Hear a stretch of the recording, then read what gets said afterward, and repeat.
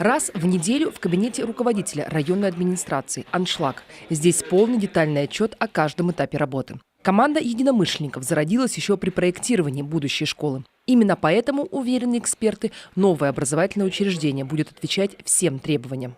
Прислушивались к тому, что здесь будет 3 спортзала. Этого нам хватит, ввиду того, что 3-й час физкультуры нужно где-то заниматься. Будет свой стадион, будет актовый зал, которого у нас сегодня нет совсем.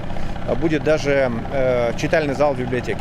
Правда, пока на площадке уверенно просматривается лишь первый этаж. Но даже это достижение. Ведь стройка стартовала всего 2,5 месяца назад. Подрядчик сначала очистил территорию от старого свайного поля. Дальше заливка фундамента и начало кирпичной кладки. Все работы идут в графике, заверили строители. В планах у нас за сентябрь месяц перекрыть первый этаж, октябрь, ноябрь, 2-й, 3-й.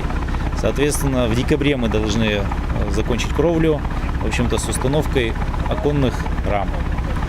План в 250 миллионов на этот год, который предусмотрен договором, мы стараемся выполнить. 3-этажную школу на 500 мест подрядчик должен сдать в 2020 году. Общая стоимость проекта больше $500 000 рублей. Денег хватит на строительство и на благоустройство всей школьной территории. Будет у школы и своя котельная. Это сразу же снимает массу коммунальных вопросов. Сегодня уже залили фундамент будущей кочегарки. Запустить ее планируют в этом году. Как только коммунальный объект будет готов, подрядчик сможет начать работы внутри самой школы.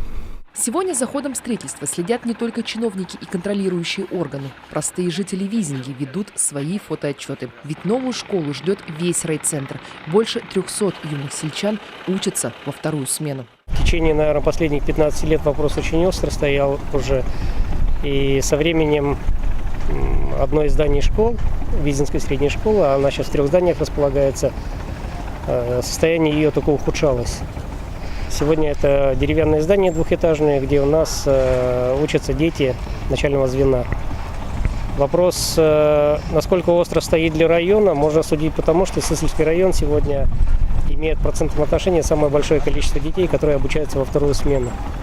Много уже говорилось о том, насколько большие негативные последствия имеет занятие во 2-ю смену, поэтому, конечно же, это очень долгожданное решение включения Визинской школы в адресную инвестиционную программу республики.